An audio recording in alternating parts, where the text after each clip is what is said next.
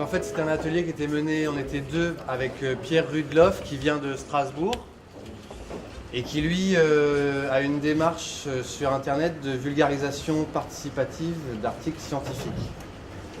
Alors ça, je ne peux pas vous en parler beaucoup plus que ça, il n'est pas là, mais si ce n'est que j'ai vu comment eux fonctionnaient, il leur a présenté des outils qui permettent d'écrire en simultané à plusieurs, voilà, de partager un texte tout de suite. Sur le site internet qu'il tient, en fait, les gens proposent des articles scientifiques et ces articles sont soumis aux différents internautes pour une vulgarisation collective. Ça, c'était pour sa partie. Si c'est pas clair, vous lui demanderez. Et moi, ma partie, c'était vraiment le fait de transformer cet article vulgarisé en une histoire. Donc on a fait deux petits groupes qui se sont croisés plusieurs fois et on a composé deux petites histoires. Alors, les participants ont écrit l'histoire. Moi, je tiens à préciser que je me suis juste permis de rédiger un peu hier soir. Parce qu'en 3 heures de temps, on n'a pas le temps d'écrire une histoire qui ressemble à un conte. Moi, je suis conteur. Donc, il a fallu quand même refaire une toute petite rédaction. Mais l'essentiel de l'histoire qu'ils ont écrite est dans ce que je vais vous lire. Donc, il y a deux petites histoires.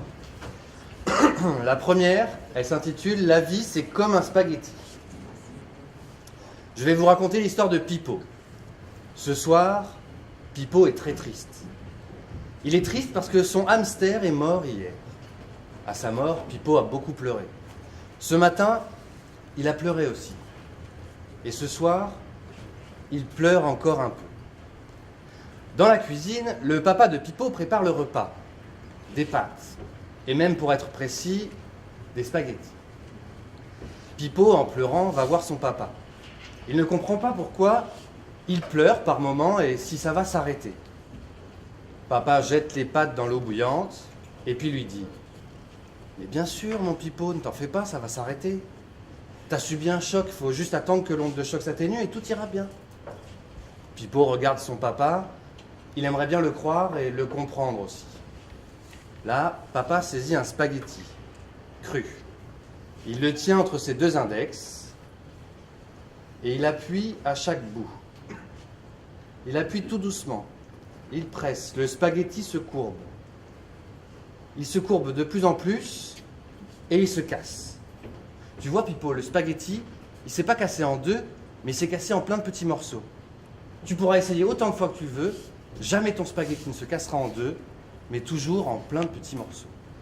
Vas-y, essaye. Alors Pipo prend un spaghetti cru entre ses deux index.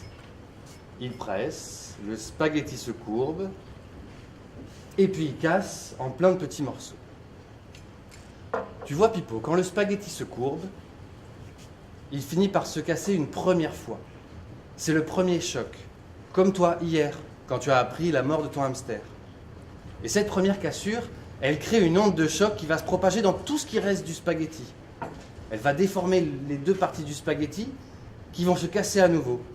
Et une nouvelle onde de choc va encore casser des petits bouts de spaghetti, jusqu'à ce que l'onde s'atténue tellement qu'elle ne peut plus briser le spaghetti. Ça prend beaucoup moins de temps que ta peine, c'est une fraction de seconde, mais bientôt ta peine, elle s'atténuera aussi, et elle ne te fera plus pleurer.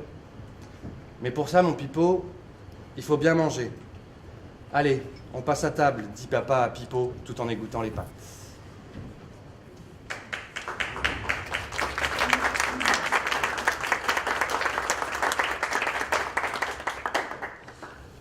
Et la deuxième, elle s'appelle Super Size Me en mode canin.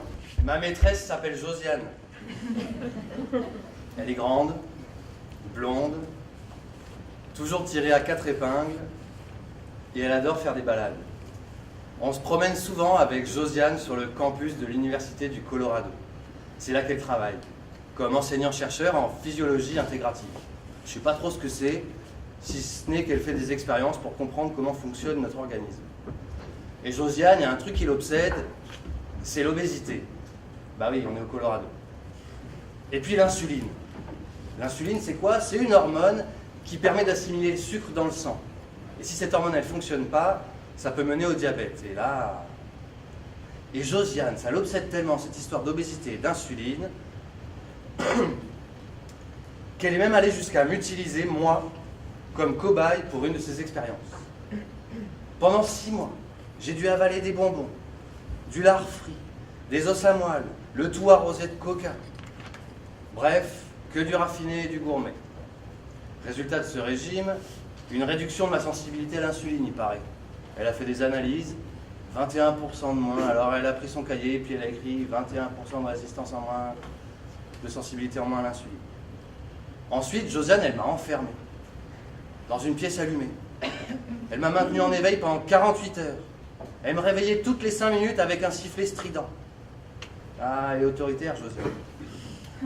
Nouvelle analyse et résultat des courses, 33% de résistance en moins à l'insuline.